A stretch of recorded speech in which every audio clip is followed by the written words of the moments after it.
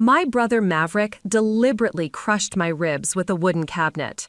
My parents called it an accident and demanded I stay quiet to protect his reputation. The emergency room doctor believed them, but Dr. Esther Blackwood, the radiologist, took one look at my x-rays and said, "Someone tried to seriously hurt you." She made phone calls that destroyed my family's lives and sent Maverick to prison. Before we jump back in, tell us where you're tuning in from, and if this story touches you, make sure you're a subscriber, because tomorrow, I've saved something extra special for you. Tell us a duh. 2 years later, when I inherited everything he thought was his, he finally understood what real consequences looked like. Growing up as a Castellanos meant understanding the hierarchy. Maverick was the crown prince of our family empire, charming, successful, and completely untouchable. At 28, he worked alongside Dad in Castellanos Construction, the business that had made our family prominent in Millbrook Heights, Colorado. I was 24, the afterthought daughter, who designed logos for environmental nonprofits from my small apartment downtown. "Mav's going to take over the business when I retire," Dad would say proudly during family dinners. "He's got the vision, the connections." Mom would nod approvingly while cutting Maverick another slice of her famous tres leches cake. Meanwhile, I'd sit at the far end of their mahogany dining table, invisible unless they needed someone to clear dishes or listen to Maverick's latest success story. The golden child status came with privileges that seemed to have no limits. When Maverick wrecked his Mustang in college, Dad bought him a newer one without question. When he got arrested for a bar fight at 25, Mom hired the best lawyer in Colorado Springs, and the charges mysteriously disappeared. "Boys will be boys," she'd say with that indulgent smile that never appeared when discussing my choices. I learned early that questioning Maverick's behavior was futile. When I was 16 and told our parents that he'd borrowed my car without asking and returned it with a dent, they'd made me apologize to him for being dramatic about material things. When I mentioned that he'd been going through my room while I was at college, Mom dismissed it as brotherly concern for your safety.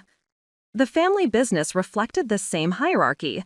Castellanos Construction was Dad's pride and joy, a company he'd built from nothing into one of the most successful contractors in the region. Maverick had been groomed from childhood to take over, spending summers on job sites, learning the trade, building relationships with suppliers and clients. His corner office at the company headquarters was decorated with awards and photos of completed projects, all achievements that had been handed to him on a silver platter. Meanwhile, my career in graphic design was treated as a hobby that I'd eventually outgrow. "When are you going to find something more stable?" Mom would ask during family gatherings.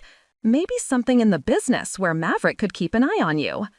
The implication was always clear. Maverick was the future of our family name, the keeper of our legacy, the son who would carry on Dad's vision.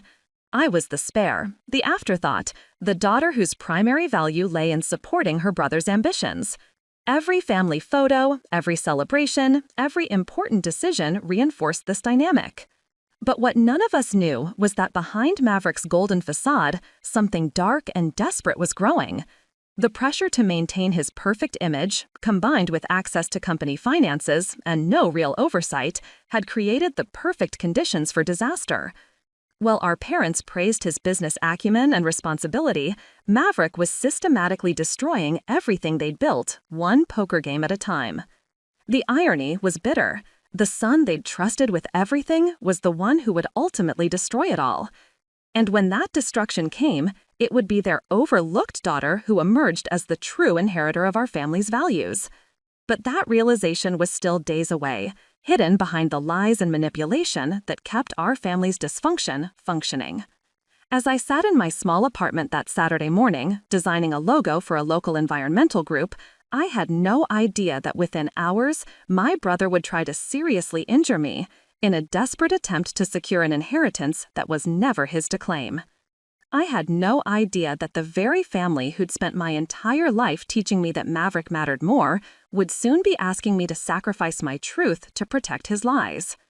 All I knew was that when my phone rang with his voice asking for help, I still believed that family meant something. I still believed that my brother, despite all his flaws, would never deliberately hurt me. I was wrong. Everything changed when Abuela Esperanza passed away last spring. Her Victorian house on Sycamore Lane had been the heart of our family for 60 years. The place where she'd taught me to paint watercolors in her secret studio, where she'd whispered stories about her youth as an artist in Mexico City, where she'd shown me that creativity mattered as much as business success. Abuela had always been different from the rest of our family.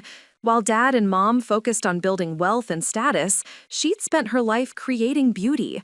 Her house was filled with her paintings, sculptures, and collections from her travels around the world.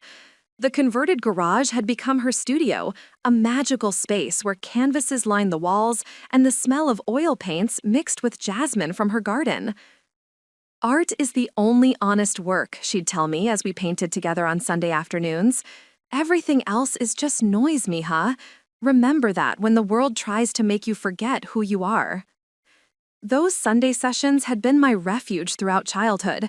While Maverick was at the construction sites learning to operate heavy machinery, I was learning to see light and shadow, to capture emotion in brushstrokes, to express truths that words couldn't convey. Abuela never made me feel like my interests were less valuable than my brother's. If anything, she seemed to understand that creativity required a different kind of strength. During her final weeks, when the cancer had made her too weak to paint, she'd asked me to come alone to her house. The request had surprised our family.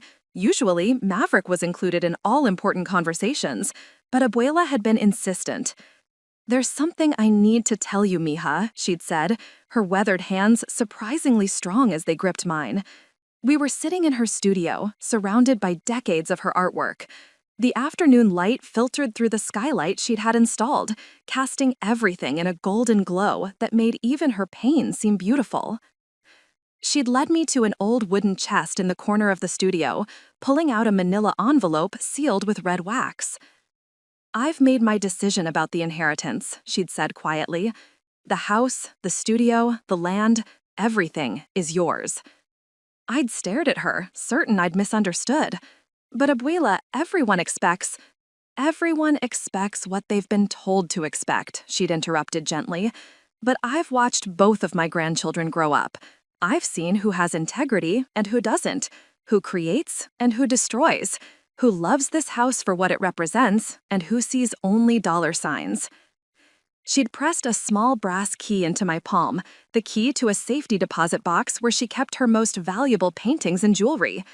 "Maverick thinks success means taking over his father's business and building bigger buildings, but you understand that real success means staying true to yourself, even when the world tells you that you're not enough." The envelope contained her final will, already notarized and legally binding, but she'd structured it in a way that would give our family time to see who really deserved the inheritance. The official reading was scheduled for the Monday after her funeral, with family lawyer Theodore Ashworth presenting it as an open competition based on character, responsibility, and commitment to family values. "Let them think Maverick has a chance," she'd said with a knowing smile. "Sometimes people reveal their true nature when they think they might lose something they want. I have a feeling this process will show everyone exactly who deserves to carry on our family's legacy." I'd tried to protest, to tell her that this would cause problems in our family, but she'd shaken her head firmly. "Mija, our family already has problems. We just pretend we don't. This inheritance will either heal those problems or expose them completely. Either way, the truth needs to come out." She'd made me promise not to tell anyone about our conversation or about the sealed envelope. "The lawyer has his instructions. Everyone will learn the truth at the same time, but I need you to be prepared for their reaction." Looking back now, I realize Abuela had known exactly what kind of person Maverick really was. She'd seen through his charm and success to the entitled, desperate man underneath. She'd probably suspected he might be capable of violence when his inheritance was threatened. What she couldn't have predicted was just how far he'd go to claim what he thought was his. She couldn't have known that her decision to leave me everything would push Maverick to attempt something so calculated and cruel. But she'd given me the strength to survive what was coming, even if she couldn't protect me from it entirely. The will reading was scheduled for next Monday, just 3 days away. Maverick had been confident for weeks, making plans for renovating the house, talking about selling some of Abuela's artwork to fund his wedding to Sloan.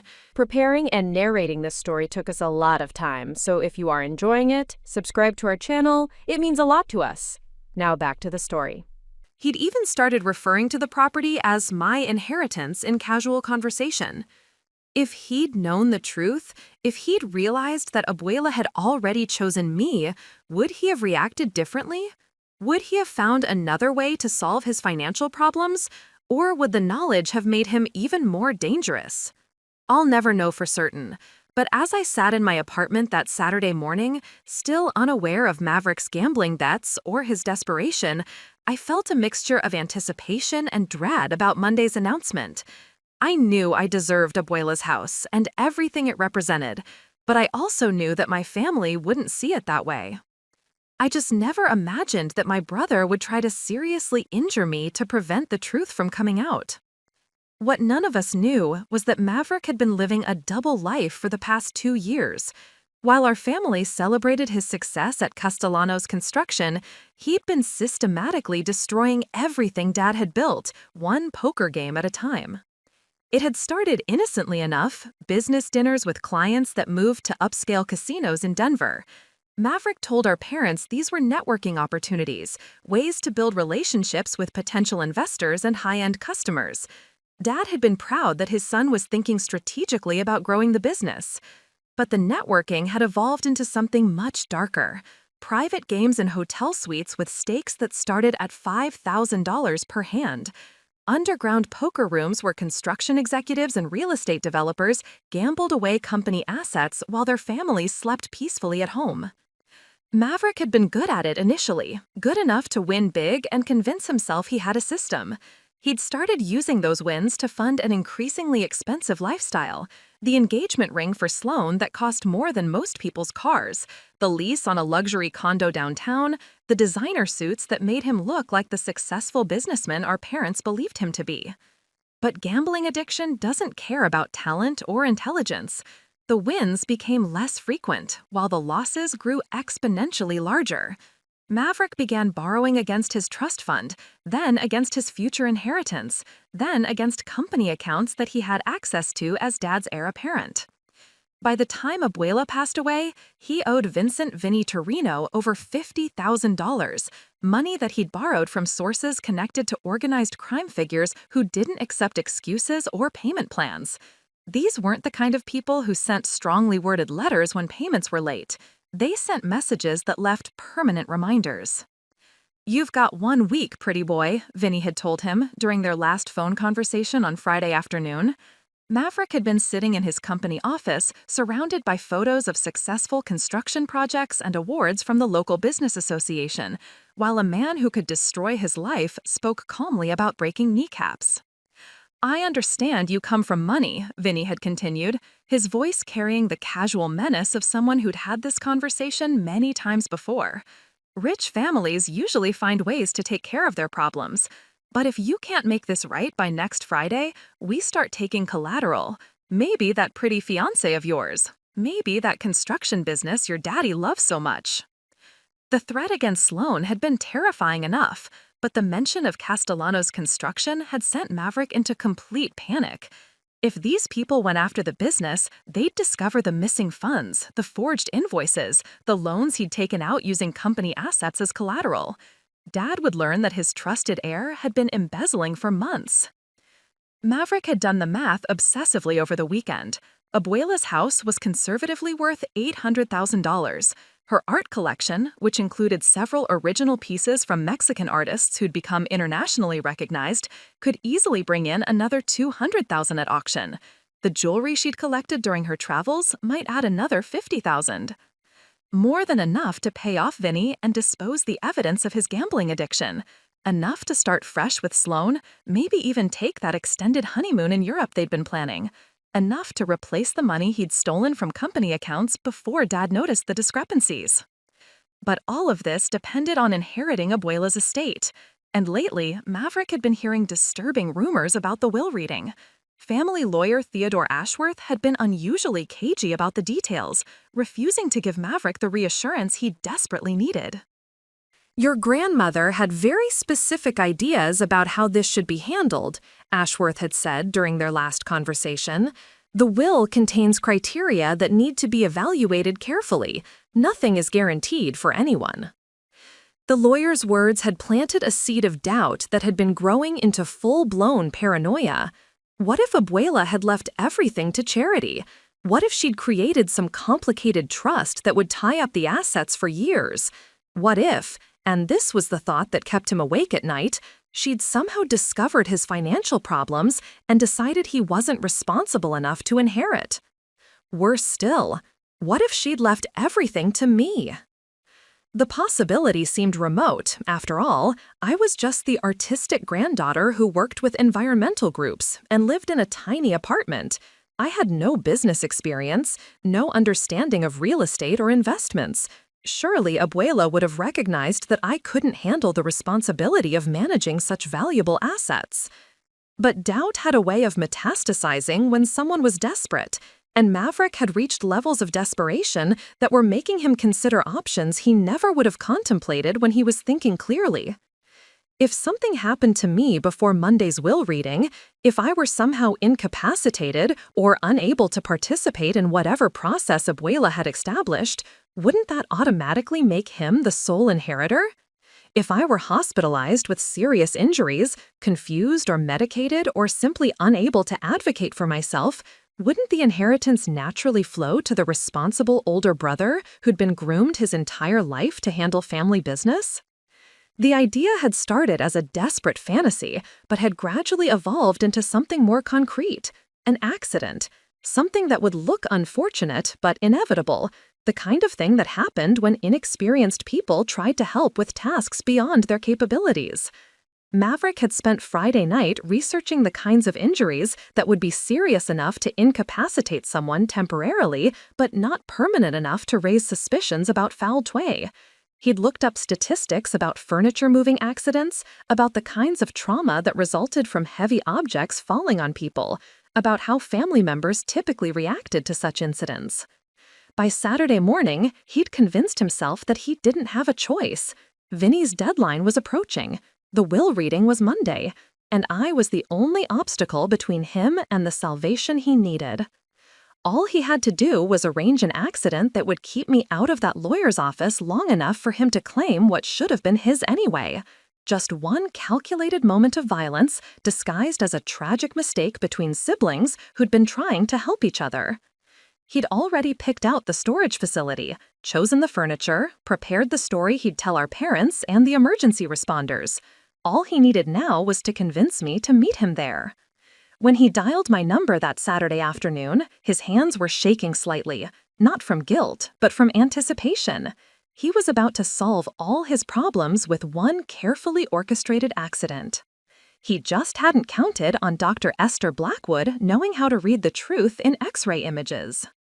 Saturday afternoon, my phone buzzed with Maverick's name at exactly 2:30 p.m. His voice carried that familiar charm that had gotten him out of trouble his entire life, the same tone he'd used to convince Dad to buy him a new car after the accident, the same warmth that made teachers give him extensions on assignments he'd never completed. "Hey, Abby, got a favor to ask. I'm moving some furniture out of storage for Sloane's apartment, and I could really use an extra pair of hands. You know how Mom always says family should help family, right?" The request should have surprised me. Maverick never asked for my help with anything physical. He had friends from the construction crew who were stronger, more experienced with heavy lifting. But I'd been feeling guilty about missing Sloane's bridal shower the previous weekend due to a work deadline, and helping with their move seemed like a way to contribute to their wedding preparations. "What kind of furniture?" I asked, already mentally clearing my afternoon schedule. "Just some heavy pieces, dressers, a cabinet, nothing too crazy. Sloane's been on my case about getting this stuff moved before the wedding planning gets really intense. You know how she gets about having everything perfectly organized." I did know. Sloane Whitmore was the type of person who had been planning her wedding since middle school, complete with color-coordinated spreadsheets and vendor contracts signed months in advance. The idea that she was pressuring Maverick to handle moving logistics wasn't surprising. I'll buy you dinner afterward, Maverick added, sweetening the offer. That Thai place you like on Maple Street? We haven't hung out just the two of us in forever. That should have been another red flag. Maverick never bought me dinner, never suggested we spend time together without the rest of the family present. Our relationship had always been cordial but distant. He was the important son with important responsibilities, and I was the sister who attended family functions and stayed out of his way. But I'd been raised to be the accommodating daughter, the one who didn't cause problems or make demands. Mom had drilled into me from childhood that maintaining family harmony was more important than personal comfort. Families stick together, she'd say whenever I complained about Maverick's treatment of me. You support your brother because that's what sisters do. What time? I asked, knowing I'd already decided to help. How about 3? I'll text you the address. It's one of those storage complexes on the south side of town. Nothing fancy, but the units are big enough for furniture. After hanging up, I'd changed into old jeans and sneakers, tied my hair back in a ponytail, and grabbed a bottle of water for what I assumed would be a hot afternoon of moving boxes. I'd even stopped by the pharmacy to pick up some ibuprofen, anticipating sore muscles from lifting furniture I wasn't used to handling. The drive to the storage facility took about 20 minutes through parts of Millbrook Heights I rarely visited. Industrial buildings and empty lots stretched along poorly maintained roads, the kind of area where businesses operated quietly without much foot traffic or casual observation. Perfect for what Maverick had planned, though I didn't realize it at the time.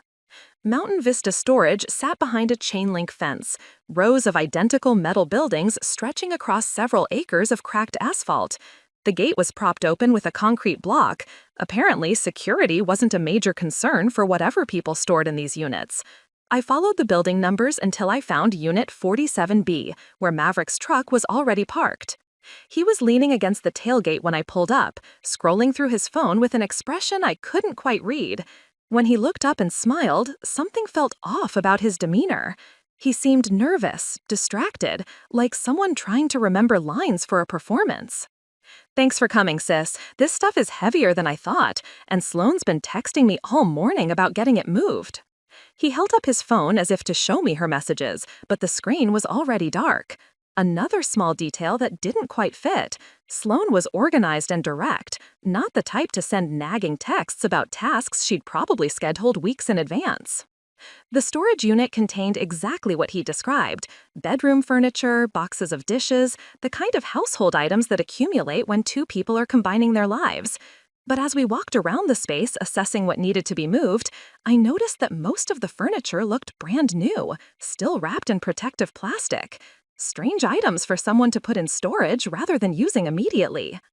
Let's start with the cabinet, Maverick said, pointing to a massive oak piece positioned against the back wall. If we can get this loaded, the rest will be easy.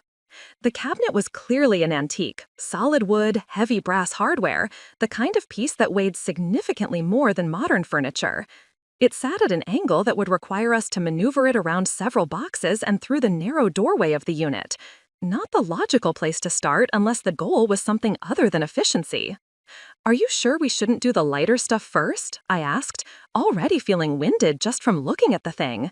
Nah, better to get the heavy lifting out of the way while we're fresh, he said. Besides, this needs to go in the truck first. It's the foundation for everything else. As we positioned ourselves on either side of the piece, I noticed Maverick's hands were shaking slightly. When I asked if he was okay, he'd blamed it on stress about work deadlines, but the explanation felt rehearsed. His whole demeanor seemed wrong, too focused, too intense for what should have been a simple favor between siblings. You grab that end, he instructed, pointing to the side closest to the back wall of the unit. I'll take this side and guide us toward the door. The positioning put me in the most awkward spot, with limited room to maneuver, and my back partially to the metal doorframe. In retrospect, I realize every detail had been calculated: the cabinet's location, our positions, even the angle we'd need to lift it. Maverick had planned this moment down to the specific physics of how much damage a 200-pound piece of furniture could do when it accidentally fell on someone.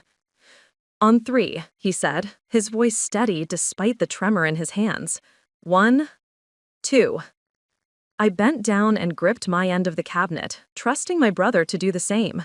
Trusting that family meant safety, that blood ties created bonds stronger than whatever personal problems might exist between us. Trusting that the golden child who'd been protected and privileged his entire life would never deliberately hurt the sister who'd spent her life staying out of his way. I was about to learn just how wrong that trust could be. The moment stretched between us like a held breath. Maverick's countdown had stopped at 2, and I found myself frozen in position, gripping my end of the massive oak cabinet while waiting for the final number that would coordinate our lift. But instead of 3, Maverick's phone buzzed with a text message. He straightened up, releasing his grip on the cabinet to check the screen, leaving me bent over and holding the awkward position. "Sorry," he said, his voice carrying a distraction that felt performative. "Just need to check this. Might be the moving truck company confirming delivery times." I watched him scroll through his phone, noting how his hands had stopped shaking now that we'd paused the lifting process. The nervousness from earlier seemed to have transformed into something else, a focused calm that made the hair on the back of my neck stand up. The storage facility was completely silent around us. No sounds of other customers moving their belongings, no traffic noise from the road, no voices of workers or security guards. Just the distant hum of highway traffic and the metallic pinging of the storage unit roofs expanding in the afternoon heat. "Everything okay?" I asked, still maintaining my awkward grip on the cabinet. "Yeah, just Sloan being Sloan," he said, but he wasn't looking at the phone anymore. His eyes were scanning the empty complex beyond our unit, as if making sure we were truly alone. You know how she gets about schedules. The explanation felt hollow. Sloan was detail-oriented, but she wasn't the type to send urgent texts about furniture moving, especially not when she knew Maverick was actively working on the task. But I dismissed my growing unease as overthinking, the way I'd been trained to dismiss my instincts whenever they conflicted with family harmony. Maverick slipped his phone back into his pocket and returned to his position at the opposite end of the cabinet. But something had changed during the pause. His earlier nervousness had been replaced by an unsettling focus, like someone who'd just made a final decision about something important.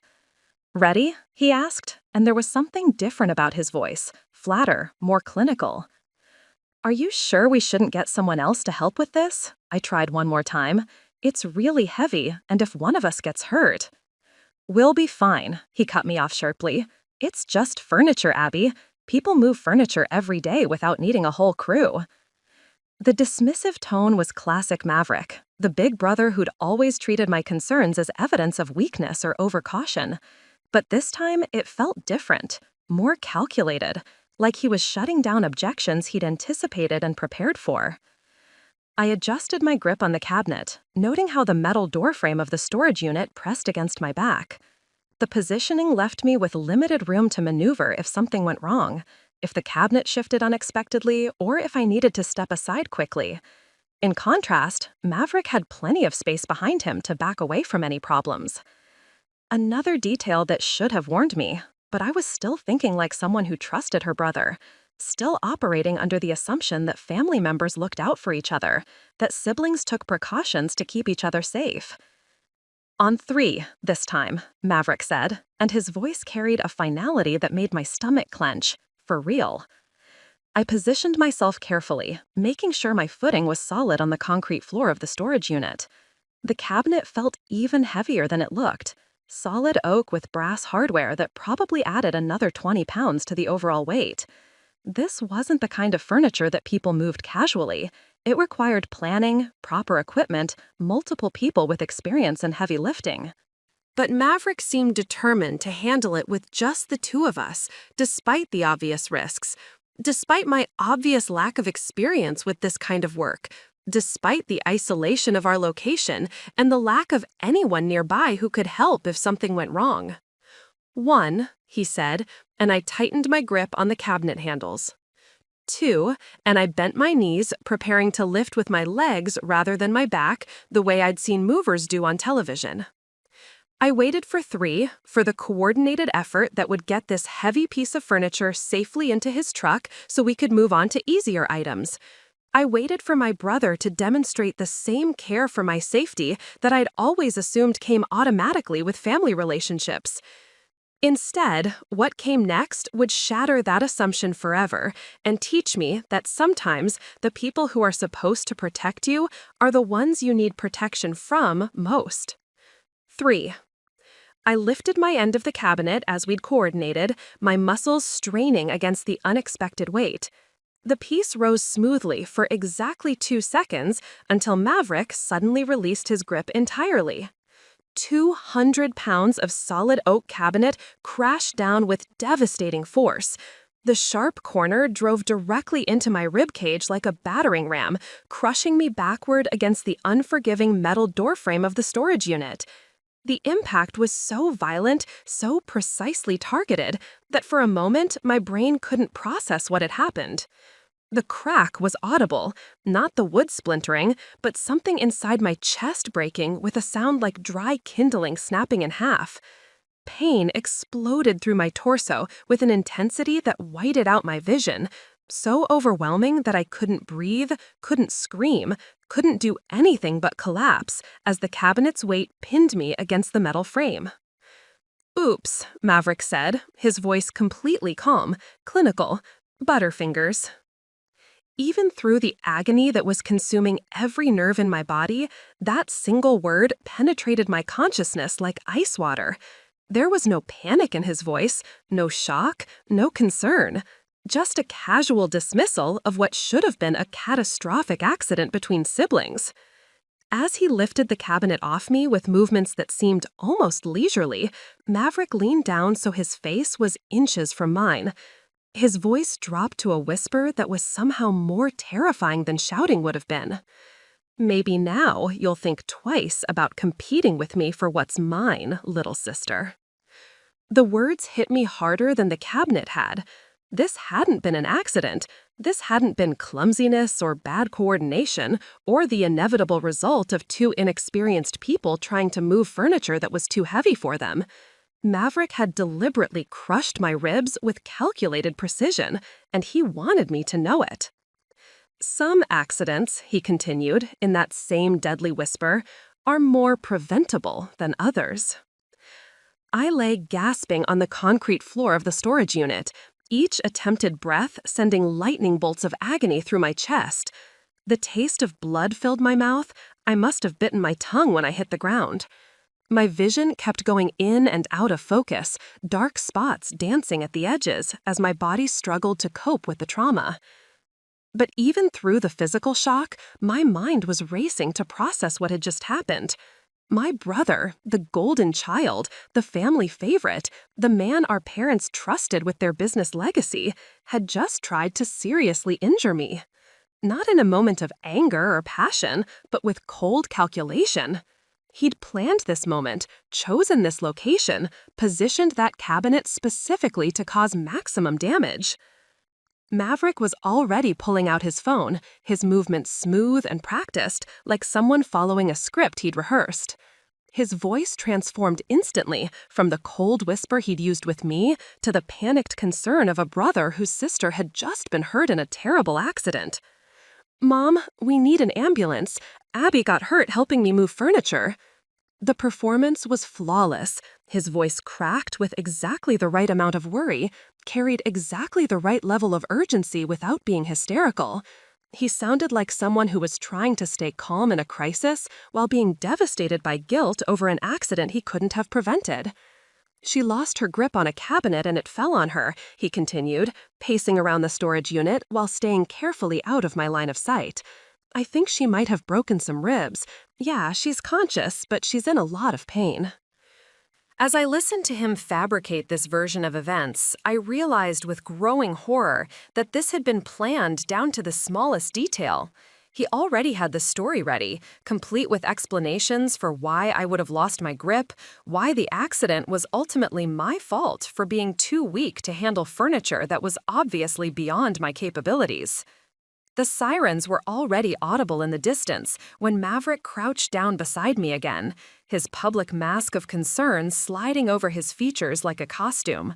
but his eyes remained cold, calculating, satisfied with the precision of what he'd accomplished. "Just remember," he murmured, his voice barely audible beneath the approaching emergency vehicles, "accidents happen when people don't know their place." The message was clear. If I survived this, if I recovered enough to challenge him for Abuela's inheritance, he was prepared to arrange another accident, more permanent next time. The golden child had revealed himself to be something much darker, a man willing to destroy his own sister to protect his lies. As the paramedics rushed into the storage unit and Maverick launched into his rehearsed explanation of my clumsiness, I closed my eyes and tried to focus on breathing through the pain. But beneath the physical agony, a different kind of awareness was growing. My brother had just made the biggest mistake of his life. He'd assumed that injuring me would make me weak, compliant, afraid to challenge him. Instead, he'd revealed exactly who he really was, and that knowledge would become the weapon I'd eventually use to destroy him completely.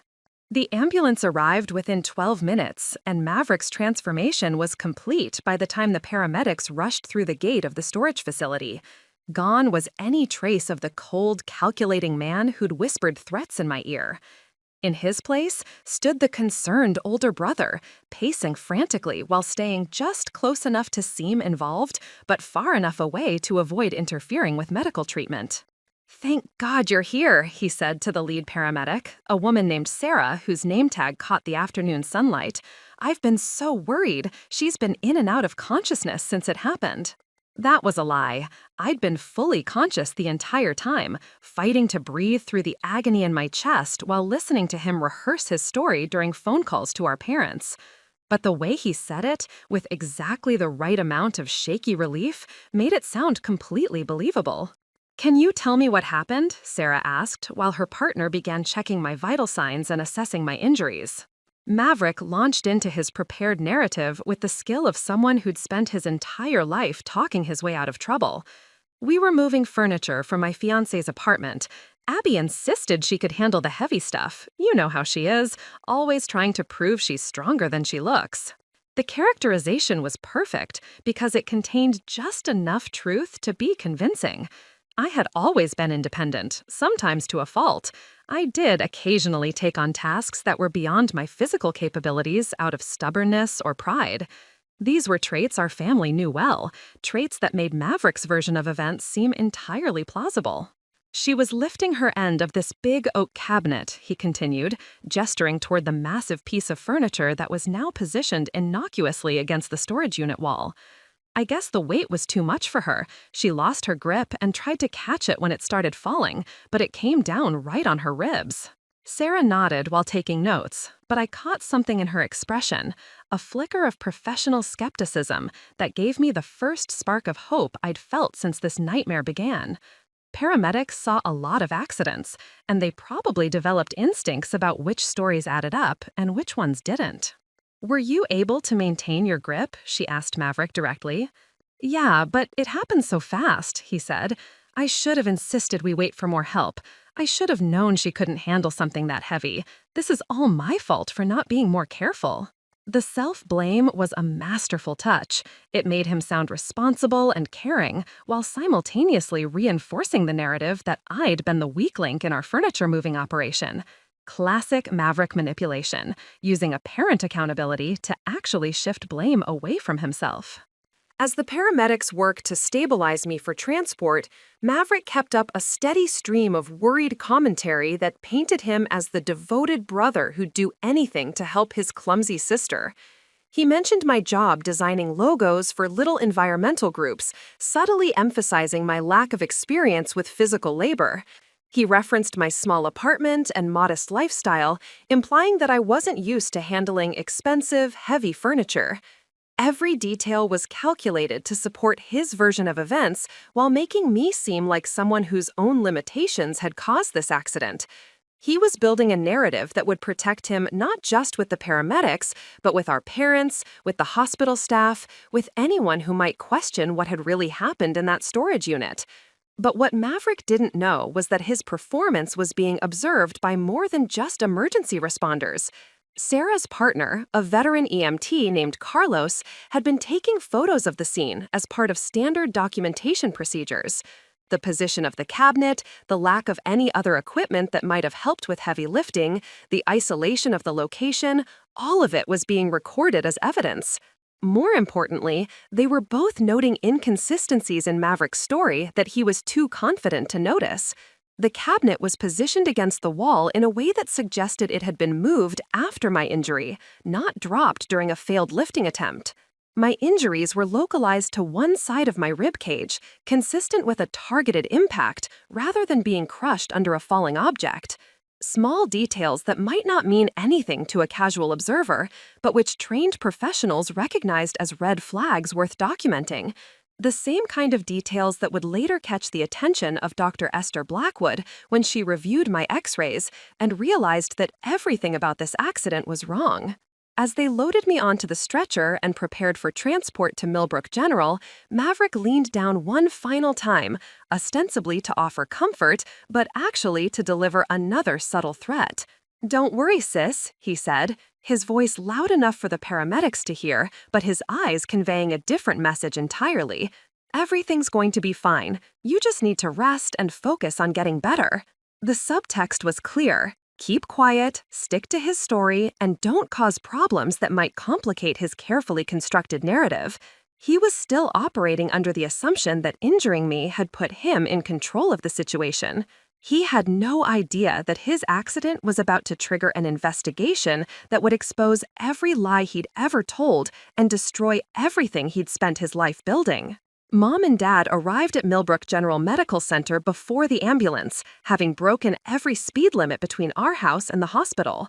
They rushed into the emergency bay with expressions of panic that immediately shifted into something more calculated when they saw the medical staff surrounding my stretcher. "Our daughter had an accident," Dad announced to anyone within earshot, his voice carrying the same authority he used when addressing construction crews or city planning committees. "She was helping her brother move furniture and got hurt. These things happen when people try to lift more than they can handle." The immediate framing of the incident as an inevitable result of my own limitations wasn't accidental. Dad had built Castellano's construction by managing problems before they became crises, and he was already treating my injury as a potential threat to our family's reputation that needed to be contained. Mom went straight into caretaker performance mode, fussing over me while simultaneously reinforcing Maverick's story to every nurse, orderly, and doctor who came within range. "Oh, mija, you should have waited for your father to help. You know you're not built for heavy lifting like your brother." Her concern sounded genuine. Mom had always been protective of me in her own way, but there was something performative about her distress. She was playing the role of the worried mother while carefully establishing the narrative that would protect Maverick from any scrutiny. "She insisted she could handle it," Maverick added, appearing at the foot of my hospital bed with his voice heavy with guilt that sounded completely authentic. I should have said no, but you know how Abby gets when she wants to prove herself. The characterization was perfect because it played into every family dynamic that had shaped my entire childhood. I was the stubborn daughter who didn't know her limitations. Maverick was the patient big brother who indulged my independence even when he knew better. Our parents were the reasonable adults who understood that accidents happened when children didn't listen to guidance. A nurse approached with paperwork, and I watched my family close ranks around her like a well-rehearsed unit. Dad provided insurance information while explaining that I worked for small nonprofits and lived alone, subtly establishing that I wasn't used to handling expensive or heavy items. Mom described my artistic temperament and tendency to take on projects beyond my capabilities. Maverick contributed details about how he'd tried to convince me to wait for help, how he'd suggested using professional movers, how he'd been worried about exactly this kind of accident. Every word was calculated to paint him as the responsible family member who'd done everything possible to prevent what had ultimately become inevitable. The medical team exchanged glances, and I caught something in the head nurse's expression, a flicker of skepticism that made me realize not everyone was buying our family's coordinated story. Emergency room staff probably saw a lot of accidents that weren't quite what families claimed them to be. But my parents were already overwhelming the medical team with their concern and explanations, creating a wall of family unity that made questioning their version of events seem inappropriate or unnecessarily suspicious. They were skilled at managing narratives, at presenting a united front that discouraged deeper investigation. "The important thing is that she's going to be okay," Dad said to Dr. Reeves when she approached to discuss my condition. "We're a close family. We take care of each other. Sometimes these things just happen, and you deal with them together." The emphasis on family loyalty and togetherness wasn't accidental. Dad was establishing that any attempts to interview family members separately or question our story would be met with resistance. We were presenting ourselves as a unified unit with a consistent version of events, and any medical professional who suggested otherwise would be painted as someone trying to create problems where none existed. Mom positioned herself as my primary advocate, asking detailed questions about my treatment and prognosis while making it clear that all information should be shared with the entire family. "We don't keep secrets from each other," she said firmly. "What affects one of us affects all of us." The message was subtle but clear. If medical staff had concerns about my injuries or wanted to speak with me privately, they'd have to go through my family first. And my family was already committed to a version of events that protected Maverick from any consequences. As I lay on the hospital bed, still fighting waves of pain that made it difficult to speak clearly, I watched my parents and brother coordinate their damage control efforts with the efficiency of people who'd done this before. Maybe not for something this serious, but certainly for smaller crises that had threatened Maverick's reputation over the years. They were good at it, convincing, united. Everything about their behavior suggested a loving family rallying around a daughter who'd made a mistake and gotten hurt as a result. The perfect cover for what had actually been a calculated assault designed to incapacitate me before Monday's will reading. But what none of them knew was that their performance was being observed by medical professionals who were trained to recognize the patterns of family abuse. And those professionals were about to make phone calls that would shatter our family's carefully constructed lies and expose the truth that my parents were so desperately trying to hide. Dr. Nalani Reeves was in her early 40s, with tired eyes that suggested she'd seen enough human suffering to develop instincts about which family stories were genuine and which ones were carefully rehearsed performances. She examined me with methodical precision while my family hovered nearby, their collective narrative filling the small trauma room like smoke. "Can you describe exactly how this happened?" Dr. Reeves asked me directly. Her dark eyes focused on my face rather than my parents or Maverick. Before I could gather enough breath to answer, Maverick jumped in with his practiced explanation. She was lifting her end of an oak cabinet, and I guess the weight was too much. She lost her grip, and it came down on her when she tried to catch it. "I'm asking your sister," Dr. Reeves said firmly, never breaking eye contact with me. Her voice carried the authority of someone who dealt with interfering family members before. "Abigail, can you tell me in your own words what you remember?" The room went quiet in a way that felt charged with tension. I could feel my family's collective pressure, their unspoken demand that I stick to the script they'd already established. Maverick's earlier threats echoed in my mind, the promise that accidents could be more permanent if I didn't know my place. But there was something in Dr. Reeves' expression that made me want to tell her everything, a steadiness that suggested she'd heard worse stories than mine and hadn't been broken by them, a professional competence that made me believe she might actually be able to help me. I was helping move furniture," I managed to whisper through the pain that made every breath feel like swallowing glass. "The cabinet was heavy. It fell." The words came out exactly as my family wanted them to, but Dr. Reeves' expression suggested she wasn't satisfied with my answer. There was something in her eyes that told me she recognized the difference between a complete truth and a careful partial admission. "Were you positioned underneath the cabinet when it fell?" she asked, continuing to focus on me despite my family's obvious discomfort with her direct questioning. "She was trying to catch it," Dad interjected, his voice carrying a note of impatience. "You know how it is with kids. They don't think about their safety when something expensive is about to get damaged."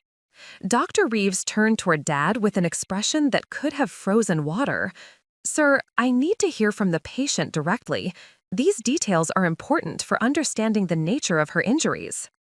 The rebuke was polite but unmistakable, and I watched Dad's face redden with the kind of anger he usually reserved for construction workers who questioned his authority.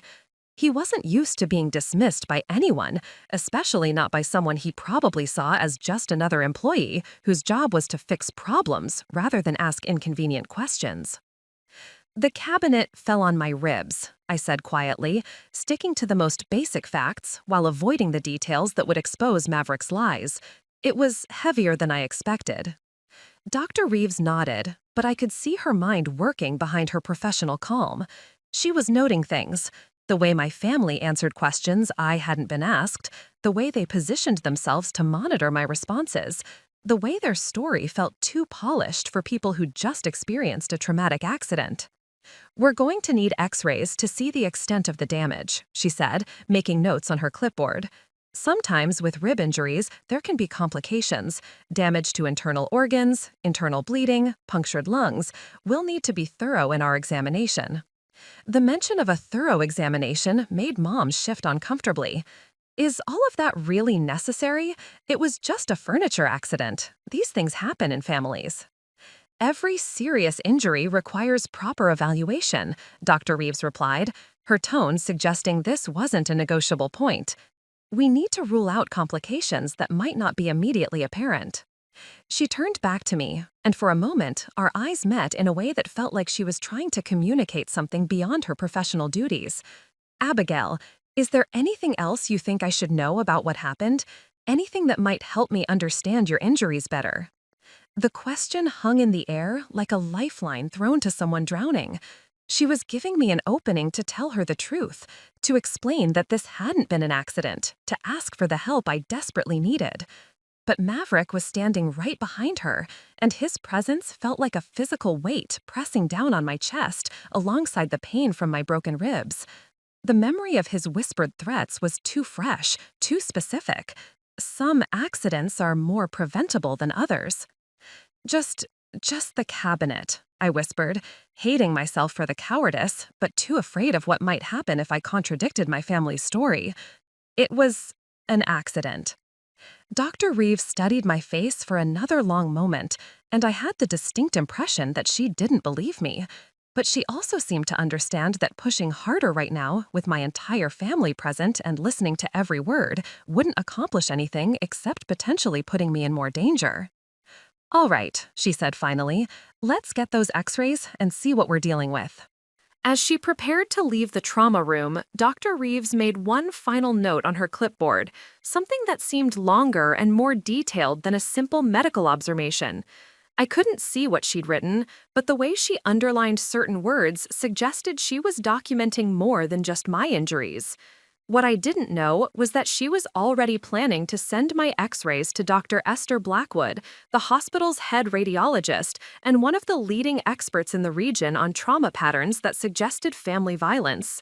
Dr. Reeves had learned to trust her instincts about which accidents weren't really accidents at all. And her instincts were screaming that everything about my family's story was wrong. While I was taken for x-rays, my family gathered in the waiting room for what I later learned was a strategy session.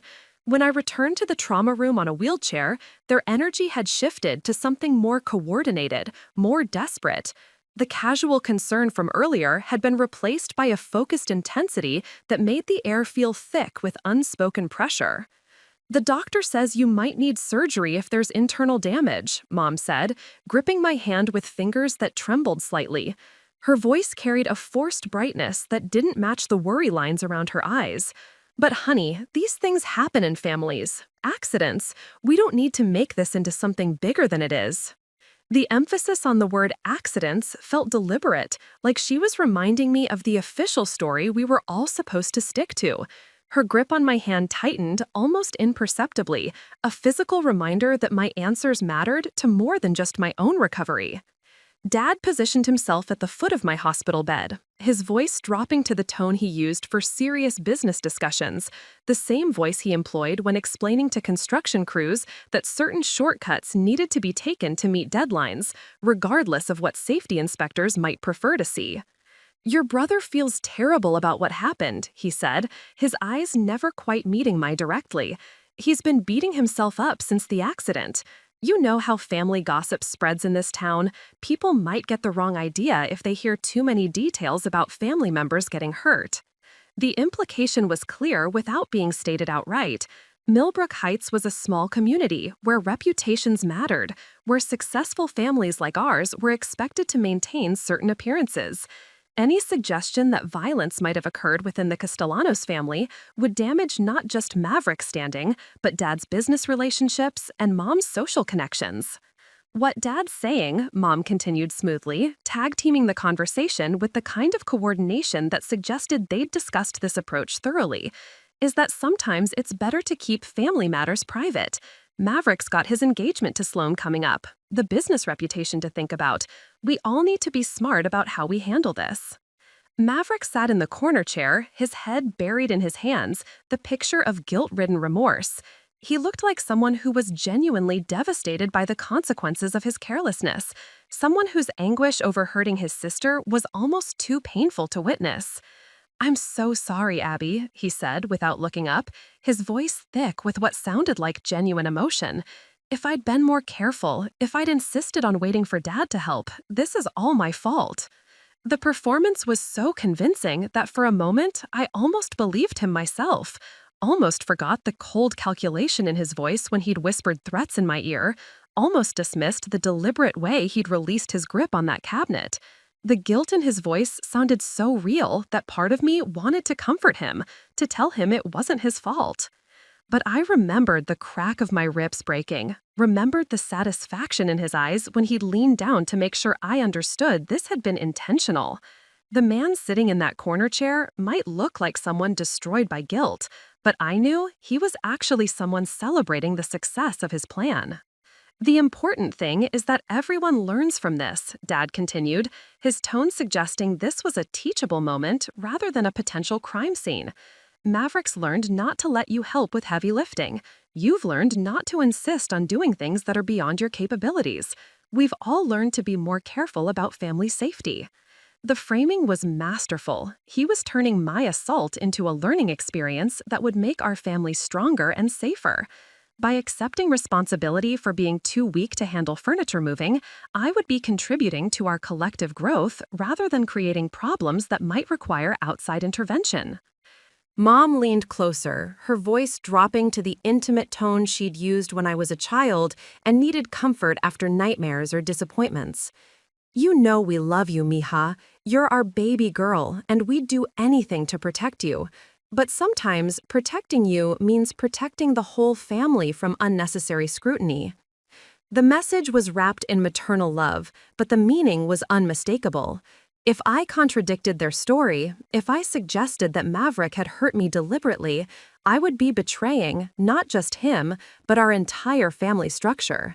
I would be choosing outside authorities over family loyalty, strangers over the people who'd raised and loved me. "Think about Abuela," Dad added quietly, playing what he probably considered his strongest card. "She always said family comes first, that we take care of our own problems without involving outsiders. She wouldn't want to see us torn apart by misunderstandings about an accident." Using Abuela's memory to pressure me into silence felt like a violation almost as serious as Maverick's physical assault.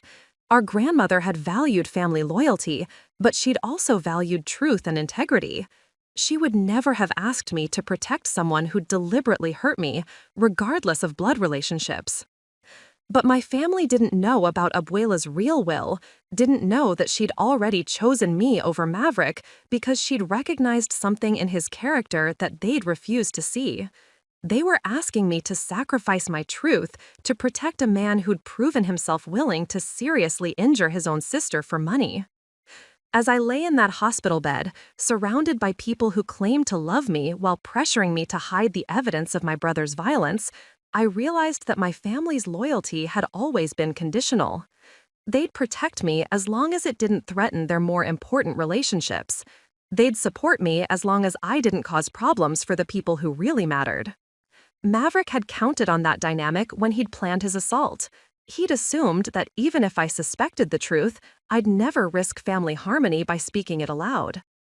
He was about to learn that he'd miscalculated badly. Because while my family was pressuring me to stay quiet, medical professionals were making phone calls that would expose every lie they'd ever told. What my family didn't know was that Dr. Esther Blackwood, head of radiology at Millbrook General, had been called in to review my X-ray films. At 52, she'd spent the last 15 years documenting abuse patterns for court cases and had developed an almost supernatural ability to read violence in the angles and fractures that appeared on her computer screens. Dr. Blackwood studied my ribs with the focused intensity of someone examining evidence at a crime scene. The images glowed against the dark background of her radiology office, each bone clearly defined in shades of gray and white that told a story my family desperately wanted to keep hidden. What she saw made her lean back in her chair and reach for her phone. The fracture pattern was wrong, completely, unmistakably wrong for the kind of accident my family had described. If I'd been crushed under a falling cabinet while trying to catch it, the damage would have been distributed across multiple ribs, showing the chaotic trauma of someone being pinned under a heavy object.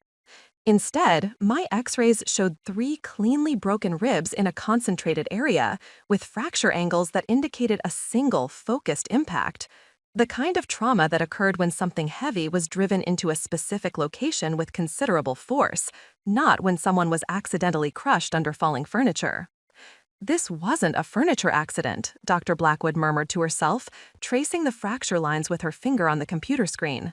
Someone did this. She'd seen similar patterns in domestic violence cases, injuries that families tried to explain as accidents, but which told a different story under professional scrutiny. The precision of the damage, the concentrated force required to create these specific fractures, the way the breaks aligned with what would happen if someone had used a heavy object as a weapon. Dr. Blackwood picked up her phone and dialed Dr. Reeves' direct extension. "Nalani, I need you to look at the Castellanos films with me, now." When Dr. Reeves arrived in the radiology department 5 minutes later, Dr. Blackwood was already pulling up comparison images on her second monitor, X-rays from previous cases where heavy objects had been used to assault family members. "Look at this fracture pattern," Dr. Blackwood said, pointing to my ribs on the screen. "See how clean these breaks are? How concentrated the damage is to this specific area?" Dr. Reeves studied the images, her expression growing darker as she recognized what her colleague was showing her. "This is consistent with targeted impact, not accidental crushing." "Exactly, and look at the angle of these fractures," Dr. Blackwood continued, highlighting specific areas on the X-ray. "This suggests the victim was positioned against something solid, probably that metal door frame the family mentioned, when the impact occurred. Someone used that cabinet like a battering ram."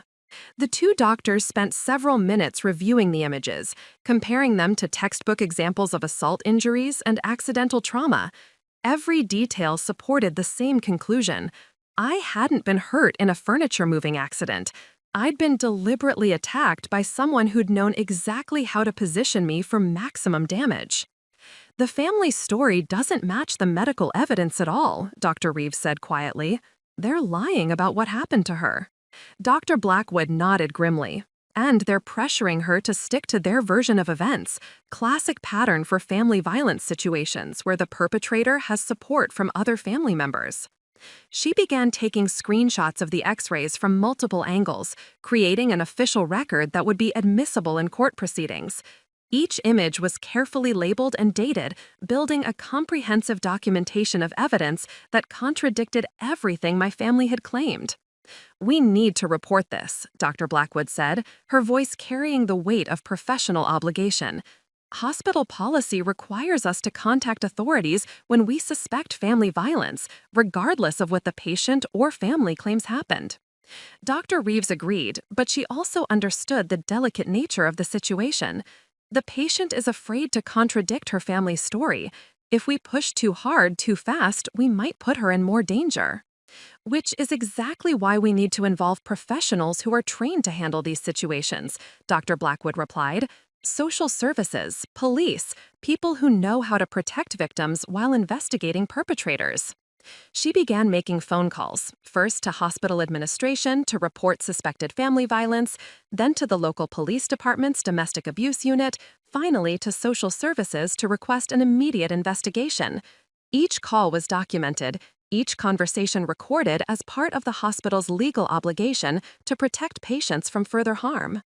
What neither doctor knew was that their phone calls were about to trigger a chain of events that would destroy my family's carefully constructed lies and expose Maverick's true nature to everyone who'd spent years protecting him.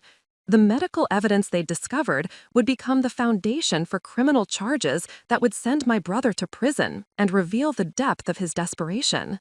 But more than that, their willingness to speak up for a patient who couldn't speak up for herself would give me the courage to eventually tell my own truth. Sometimes the most important advocates are strangers who choose to act on professional principles rather than family loyalty. Dr. Blackwood and Dr. Reeves had just become the allies I didn't know I needed, and their expertise would soon prove more powerful than my family's lies. Dr. Blackwood made a decision that would change everything. She contacted hospital administration and requested an immediate consultation with the Medical Ethics Board, her voice carrying the authority of someone who'd testified in dozens of court cases about family violence patterns. "We have a patient presenting with injuries that are completely inconsistent with the family's explanation," she reported to Dr. Patricia Hayes, the hospital's chief medical officer. "The fracture pattern indicates deliberate assault, not accidental trauma. The family is coordinating their story and pressuring the patient to remain silent." Within 30 minutes, the hospital's legal team had reviewed the case and reached the same conclusion that Dr. Blackwood had documented in her radiological report. They had a legal and ethical duty to report suspected abuse, regardless of family objections or patient reluctance to cooperate. "Document everything," Dr. Hayes instructed. "Every conversation, every medical finding, every interaction with family members. If this goes to court, and it probably will, we need a complete record that shows we followed proper protocols." Dr. Blackwood began photographing my x-rays from multiple angles, creating an official archive that would be admissible in criminal proceedings. She compared the images to reference materials, documenting exactly why the fracture patterns indicated intentional violence rather than accidental injury. But more importantly, she began reaching out to her network of colleagues who specialized in forensic medicine and domestic violence documentation. Dr. Blackwood had spent years building relationships with law enforcement, social workers, and legal professionals who understood that medical evidence often provided the most reliable testimony in family violence cases. "I'm sending you x-rays from a suspected assault case," she told Detective Maria Hayes during their phone conversation. "24-year-old female, family claims furniture moving accident, but the fracture patterns tell a different story entirely." Detective Hayes had worked with Dr. Blackwood on previous cases and trusted her expertise completely. "What are we looking at?" 3 broken ribs with fracture angles consistent with targeted impact against a solid surface. Someone used a heavy object to deliberately injure this patient, then positioned the scene to look like an accident. The family is already coordinating their story to protect the perpetrator. The detective's response was immediate and decisive. "We'll need to interview all family members separately, examine the scene where the alleged accident occurred, and document any physical evidence before it can be altered or destroyed." Dr. Blackwood felt a mixture of professional satisfaction and personal sadness as she watched the investigation machinery begin to activate. Satisfaction because she'd seen too many abuse victims fall through the cracks when medical professionals failed to speak up. Sadness because exposing family violence always meant destroying the illusion of safety that victims had built around their relationships with people who claimed to love them. Dr. Reeves joined the conversation as they finalized the documentation process. The patient is terrified of contradicting her family's story, classic signs of intimidation and learned helplessness. When I tried to question her directly, the entire family intervened to prevent private conversation. "Which tells us everything we need to know about the power dynamics in that family," Detective Hayes replied. "The perpetrator has support from other family members who are willing to help cover up his violence. That makes the victim even more vulnerable and less likely to report abuse voluntarily." The three women, doctor, radiologist, and detective, represented different aspects of a system designed to protect people who couldn't protect themselves. Each brought specialized expertise that complemented the others: medical evidence, legal authority, and investigative experience with family violence cases.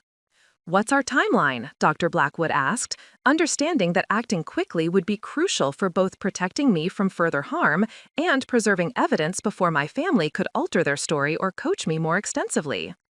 "I'll have officers at the hospital within 2 hours," Detective Hayes confirmed. "We'll start with separate interviews of family members, then examine the storage facility where the incident allegedly occurred.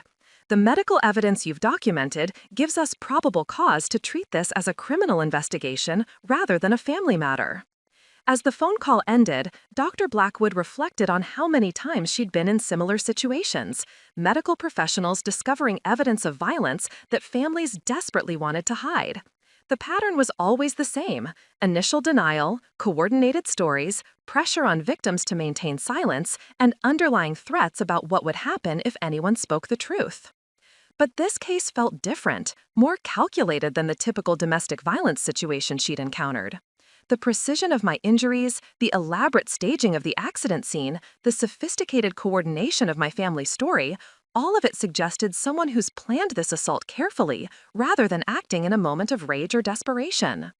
What Dr. Blackwood didn't know was that Maverick's gambling debts and the approaching inheritance deadline had created exactly the kind of pressure that transformed entitled men into dangerous predators.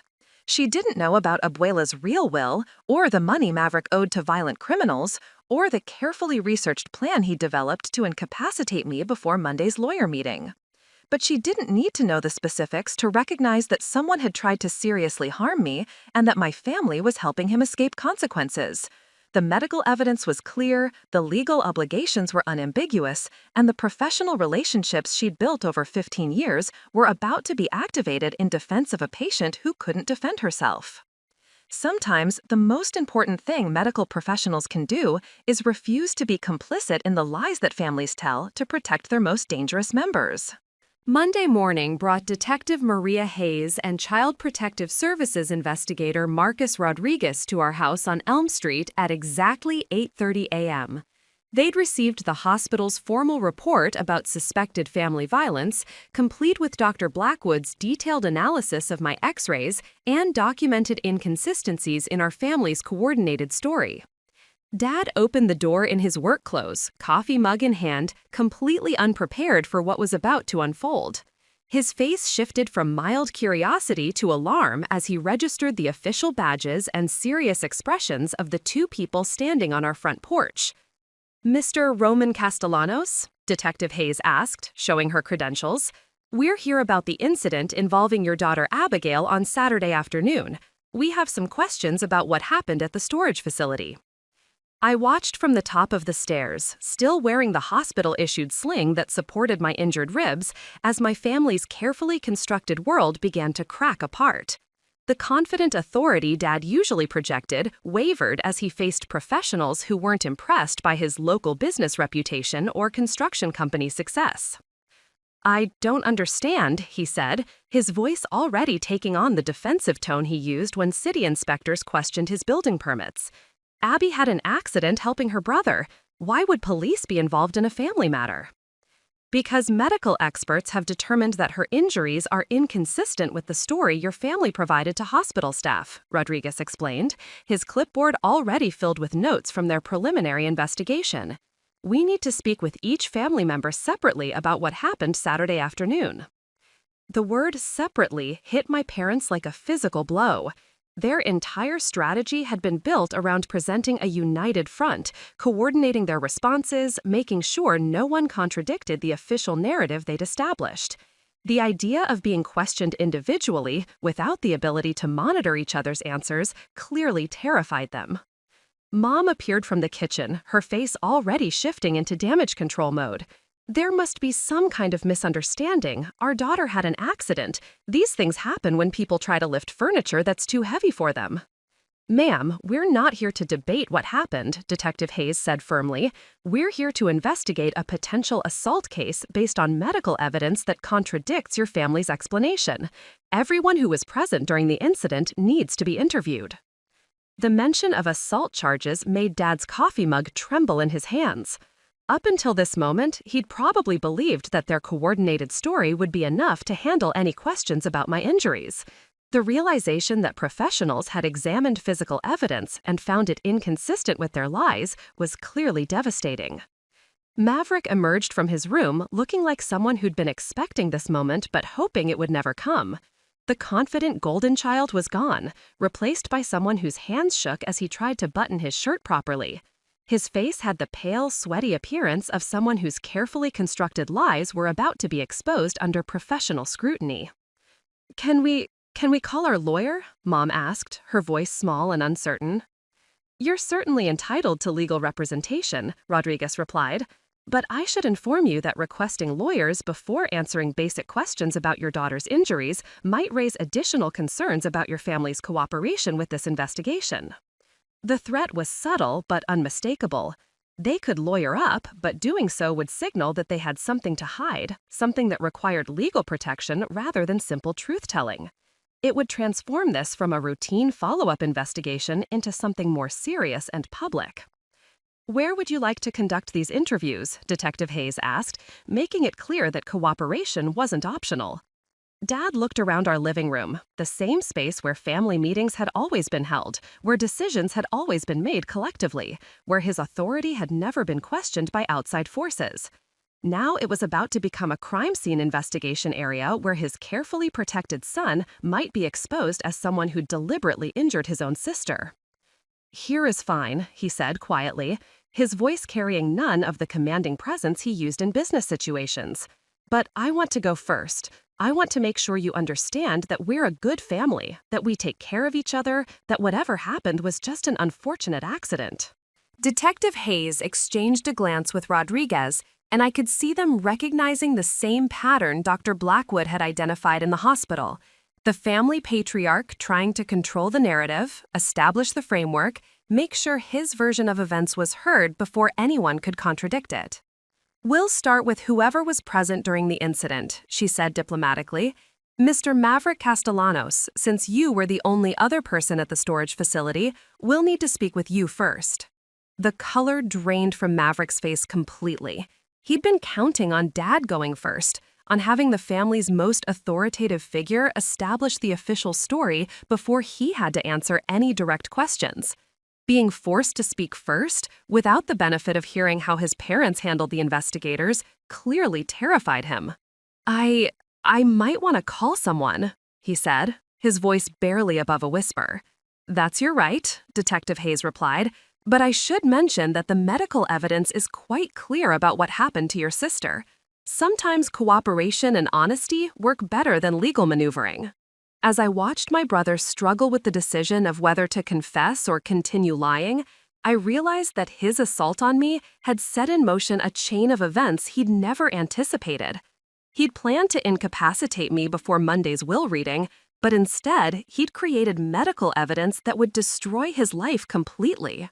The separate interviews revealed the cracks in our family's story within the first hour. Detective Hayes began with Maverick in our living room, while Rodriguez spoke with Dad in the kitchen, and a second officer questioned Mom in the dining room. The careful coordination they'd maintained at the hospital fell apart the moment they couldn't monitor each other's responses. Maverick's version of events changed 3 times during his 30-minute interview. First, he claimed I'd lost my grip while lifting the cabinet. Then, when Detective Hayes pointed out that the medical evidence didn't support that explanation, he revised his story to say the cabinet had shifted unexpectedly. Finally, when pressed about the specific positioning and angle of impact, he broke down completely. I don't know exactly what happened, he sobbed, his golden child facade crumbling under professional scrutiny. Everything happened so fast. Maybe I wasn't holding my end properly. Maybe I let go without realizing it. I just know my sister got hurt and it's killing me. The performance might have been convincing to someone who didn't know him. But Detective Hayes had been studying his body language and noting the inconsistencies in his timeline. She'd also reviewed the photographs that the paramedics had taken at the scene, which showed the cabinet positioned against the storage unit wall in a way that contradicted his explanation of how it had fallen. Dad's interview in the kitchen was equally revealing. When asked about Maverick's gambling habits or financial situation, he became defensive and evasive. "My son is responsible with money. He's being groomed to take over our business. We don't have those kinds of problems in our family." But when Rodriguez asked specific questions about recent changes in Maverick's behavior, about any unusual stress or pressures he might have been experiencing, Dad's answers revealed more than he intended. Yes, Maverick had been working longer hours lately. Yes, he'd seemed distracted during recent family dinners. Yes, there had been some phone calls from people Dad didn't recognize. Business calls, Dad insisted. Contractors, suppliers, clients, nothing unusual for someone in construction. Mom's interview revealed the most damaging information. When asked about my relationship with Maverick, she inadvertently disclosed years of family dynamics that painted a picture of golden child favoritism and systematic dismissal of my concerns or needs. "Abby's always been sensitive," she explained to the officer. "She takes things too personally, reads too much into situations. Maverick's always been patient with her, even when she causes problems." "What kind of problems?" the officer asked. "Oh, you know how siblings can be. Jealousy, competition, misunderstandings about family priorities. Abby sometimes feels overlooked because Maverick's more involved in the business side of things." The picture that emerged from her responses was of a family where one child's needs consistently took precedence over the others, where concerns about favoritism were dismissed as jealousy, and where questioning the golden child's behavior was treated as a character flaw in the questioner. When the three investigators reconvened to compare notes, the pattern was clear. The family's story had multiple inconsistencies, their defensive responses suggested they were hiding information, and their description of family dynamics indicated exactly the kind of environment where abuse could occur and be covered up. But the most damaging revelation came when Detective Hayes asked Rodriguez what he discovered about the storage facility. "I drove out there this morning before coming here," he said, "talked to the facility manager, reviewed their security footage. And the cabinet was moved after the incident. The position it's in now doesn't match where the paramedics found it when they arrived. Someone repositioned it to support their story about how it fell." The evidence of scene tampering was devastating to my family's credibility. It proved that someone had deliberately altered physical evidence to support their false narrative, which transformed this from a potential accident with inconsistent explanations into a clear case of assault with attempted cover-up. "There's more," Rodriguez continued. "The facility manager mentioned that Maverick had rented that storage unit specifically for Saturday afternoon. He'd called Friday morning asking about availability, paid for one day in cash, and specified that he needed a unit in the most isolated section of the complex." Detective Hayes felt the final pieces clicking into place. This wasn't a spontaneous decision to move furniture. This was premeditated assault with a carefully chosen location designed to avoid witnesses. The investigation was no longer about determining whether an accident had occurred. It was about building a criminal case against someone who'd planned and executed a deliberate attack on his own sister, then orchestrated a family-wide cover-up to avoid consequences. As the three officers prepared to make arrests, Detective Hayes reflected on how often she'd seen similar patterns in family violence cases. The entitled perpetrator who believed his needs justified any action, the enabling parents who prioritized protecting their favorite child over seeking justice for their victim, the elaborate lies that families told themselves to avoid confronting the truth about their most dangerous member. But this case felt different because of the medical professionals who'd refused to be complicit in the cover-up. Dr. Blackwood and Dr. Reeves had provided the evidence and professional expertise that transformed a family's lies into criminal charges that would stick in court. Sometimes the most important thing law enforcement could do was follow the evidence wherever it led, regardless of how many family members insisted that everyone was mistaken about what had really happened. The breakthrough came when Detective Hayes presented Maverick with the security footage from the storage facility. The grainy black and white video showed him arriving alone at 2:15 p.m., spending 20 minutes arranging furniture inside the unit, then making a phone call, the same call that had summoned me to what I thought was a simple favor between siblings. This doesn't look like someone who was surprised by a furniture moving emergency, Detective Hayes said, pausing the video at the moment Maverick positioned the massive oak cabinet against the back wall. This looks like someone setting up a scene. Maverick stared at the screen, watching himself methodically prepare what would become a crime scene. His face went through a series of expressions: denial, calculation, and finally resignation, as he realized that his lies had been systematically dismantled by professional investigators who'd seen through his performance. "I want to make a phone call," he said. "You can call a lawyer," Detective Hayes replied, "but I should tell you that we've also discovered some interesting information about your financial situation. Vincent Torino has been very cooperative about your gambling debts and the payment deadline you were facing." The mention of Vinny's name hit Maverick like a physical blow. His carefully constructed world, the successful business heir, the responsible older brother, the man worthy of Abuela's inheritance, collapsed completely as he realized that every aspect of his double life had been exposed. $50,000 owed to some very dangerous people, Rodriguez added, consulting his notes, with a deadline of next Friday, the same weekend as your grandmother's will reading, which you believed would solve all your financial problems. The investigators had done their homework thoroughly. They tracked down Maverick's gambling associates, reviewed his bank records, discovered the money he'd been skimming from Castellano's construction.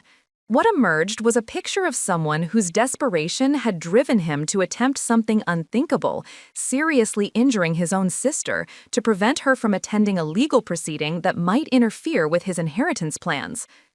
"Here's what we think happened," Detective Hayes said, laying out the timeline with methodical precision. "You discovered that your grandmother's will might not guarantee your inheritance. You owed dangerous people more money than you could possibly repay through legitimate means. So you decided to incapacitate your sister before Monday's will reading, believing that her absence would automatically make you the sole inheritor." Maverick's silence confirmed every detail of their reconstruction. He'd been caught not just in lies about the assault itself, but in a web of financial desperation and criminal associations that painted him as someone far more dangerous than anyone in our family had ever suspected. "The premeditation is what makes this serious," Rodriguez continued. "Renting the storage unit specifically for this purpose, choosing an isolated location, researching the kinds of injuries that would hospitalize someone without being immediately fatal. This wasn't a moment of anger. This was calculated attempted murder disguised as a family accident." The phrase attempted murder hung in the air like smoke from an explosion. Up until that moment, I think even Maverick had convinced himself that what he'd done was somehow less serious than it actually was. A desperate gamble, maybe, a regrettable mistake born of financial pressure. But hearing law enforcement describe his actions in criminal terms forced him to confront the reality of what he'd become. "Your sister almost died," Detective Hayes said quietly. "The cabinet could have punctured her lung, caused internal bleeding, created complications that might have been fatal. You risked killing your own family member over money you'd gambled away." When Maverick finally spoke, his voice was barely audible. "I didn't mean for it to be so. I just needed her out of the way for a few days, just until the will reading was over." The confession was devastating in its casual cruelty. He'd been willing to seriously injure me, potentially kill me, for the convenience of delaying my participation in a legal proceeding. Not out of rage or passion, but as a calculated business decision that treated my life as less important than his financial problems. "Abigail Castellanos," Detective Hayes said, turning toward me for the first time since the interview had begun. "Your brother is being arrested for aggravated assault, evidence tampering, and conspiracy to commit fraud. You won't have to worry about any more accidents from your family." The arrests happened quickly after that. Maverick in handcuffs read his rights while Mom sobbed and Dad demanded to call their lawyer. Mom and Dad were charged as accessories after the fact for their coordinated cover-up efforts and pressure on me to stay silent about the assault. As I watched my family being led away in police cars, I felt a mixture of relief and sadness that was difficult to process. Relief that the truth had finally been exposed, that professionals had seen through their lies and held them accountable. Sadness that the people who'd raised me had chosen to protect my attacker rather than seek justice for my injuries. But underneath both emotions was something stronger, a growing sense of my own power and worth.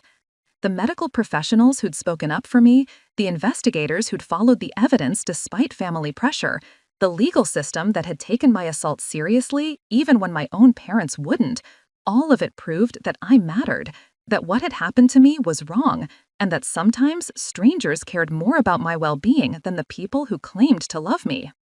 Maverick had tried to destroy me to save himself. Instead, he'd revealed his own true nature and destroyed the family that had protected him his entire life. Monday afternoon brought Mr. Theodore Ashworth to my hospital room, where I was recovering from surgery to repair the internal damage Maverick's assault had caused. The family lawyer looked older than I remembered, his usually composed demeanor shaken by the weekend's revelations about the family he'd served for over 20 years. "I'm deeply sorry about what happened to you, Abigail," he said, settling into the visitor's chair with a manila envelope that I recognized from Abuela's final weeks. "Your grandmother would be heartbroken to know that her inheritance became the catalyst for such violence." The will reading proceeded without fanfare, just the two of us in a hospital room, instead of the formal family gathering that had been planned. With Maverick in jail facing multiple felony charges, and my parents out on bail but legally barred from pressuring me about family matters, there was no audience for the revelation that would have destroyed their carefully maintained illusions. "To my granddaughter Abigail," Mr. Ashworth read from Abuela's letter, "who has always shown integrity even when it cost her dearly, you are the keeper of our family's better angels." The house on Sycamore Lane was mine, along with her art collection, her jewelry, and a trust fund I'd never known existed. But more than the material inheritance, Abuela had left me something more valuable: validation that she'd recognized the truth about both of her grandchildren long before anyone else was willing to see it. "She included a personal note for you," Mr. Ashworth said, handing me a sealed envelope with my name written in Abuela's careful script. Inside, her final words to me were both heartbreaking and empowering.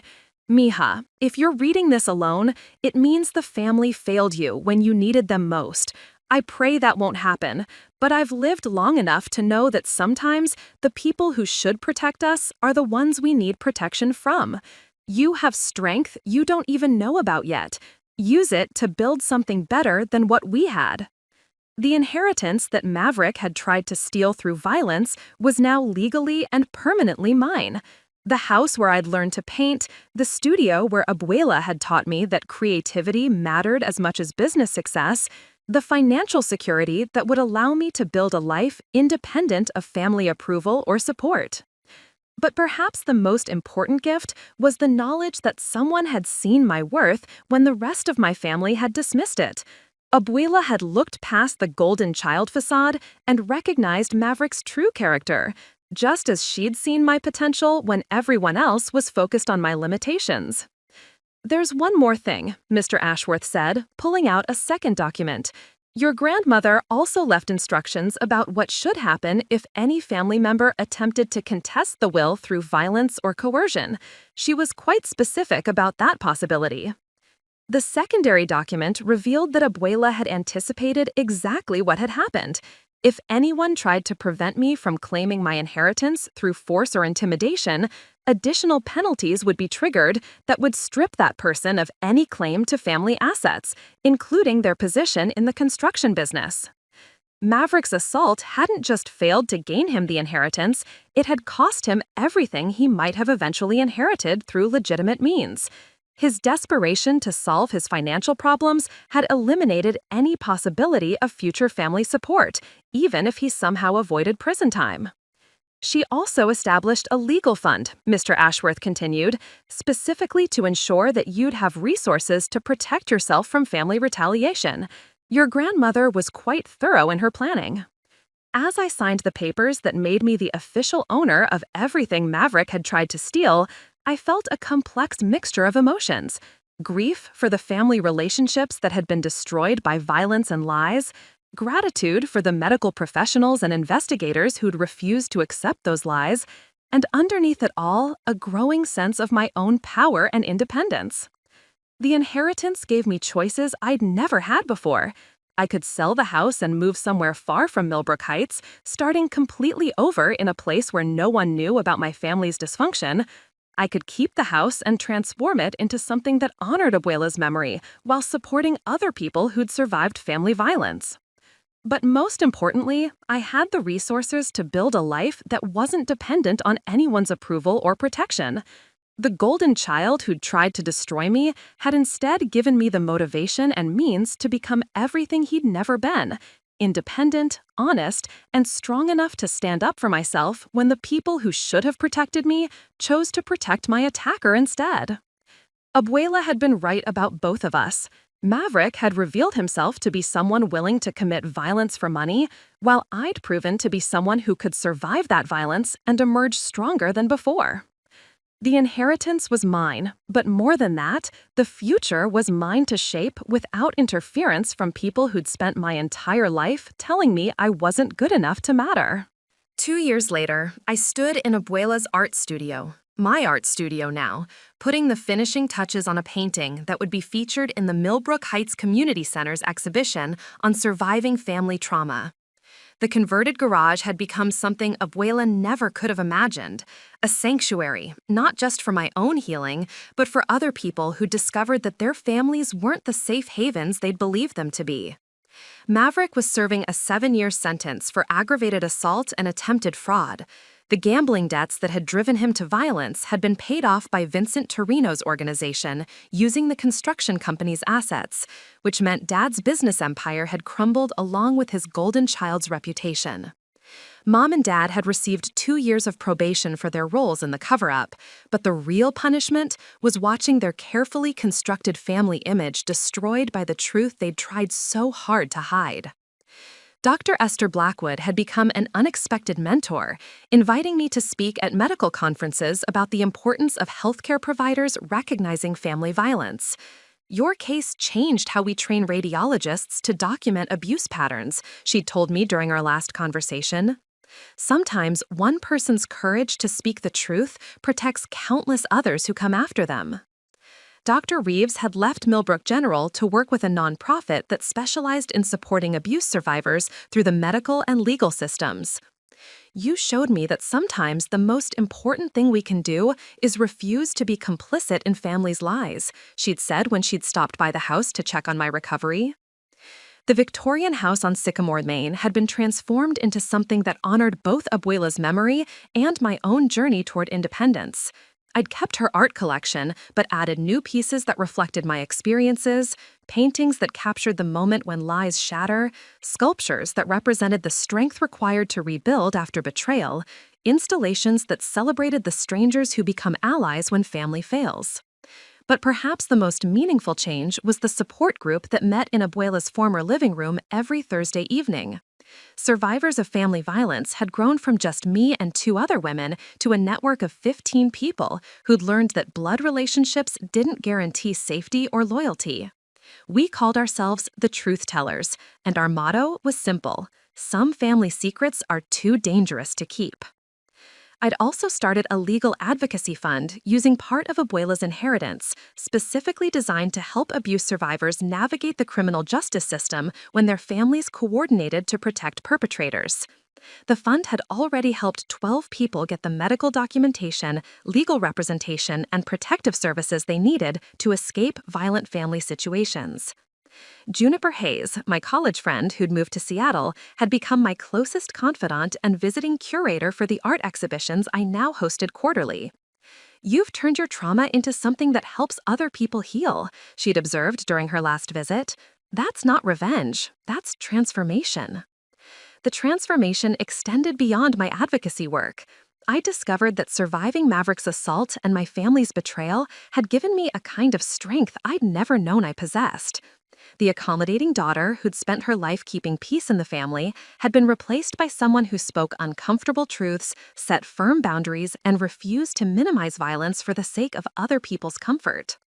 When Sloan Whitmore had reached out 6 months after Maverick's conviction, asking if I thought he might be ready for forgiveness and a second chance, I'd been clear in my response. He tried to seriously injure me for money he'd gambled away. That's not something people recover from or deserve second chances for. Find someone who's never attempted murder. The bluntness had shocked her, but it had also ended the conversation permanently. I'd learned that some situations didn't require diplomacy or consideration for other people's feelings. Some truths were too important to soften for the sake of social comfort. My relationship with the extended Castellanos family had been severed completely, which had initially felt like another loss to grieve.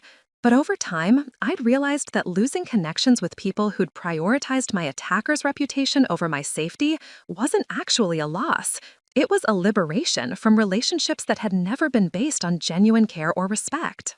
The real family I'd built consisted of people who'd chosen to support me: Dr. Blackwood, Dr. Reeves, Detective Hayes, the members of my support group, and friends like Juniper who'd proven that loyalty was about actions rather than blood connections. As I stepped back to examine the painting I'd just completed, a self-portrait showing a woman surrounded by light breaking through darkness, I reflected on how completely my life had changed since that Saturday afternoon in the storage facility. Maverick's assault had been intended to destroy me, but instead it had revealed my own resilience and connected me with people who valued truth over comfort. The broken ribs had healed completely. The emotional trauma had been processed through therapy, art, and advocacy work that gave meaning to my survival. But most importantly, I'd learned that sometimes the worst thing that happens to you becomes the foundation for building something better than what you had before. The radiologist had spoken up when my family demanded silence. That single act of professional courage had changed everything, proving that sometimes strangers care more about your well-being than the people who claim to love you. And sometimes that's exactly the kind of family you need. Up next, you've got 2 more standout stories right on your screen. If this one hit the mark, you won't want to pass these up. Just click and check them out. And don't forget to subscribe and turn on the notification bell so you don't miss any upload from us.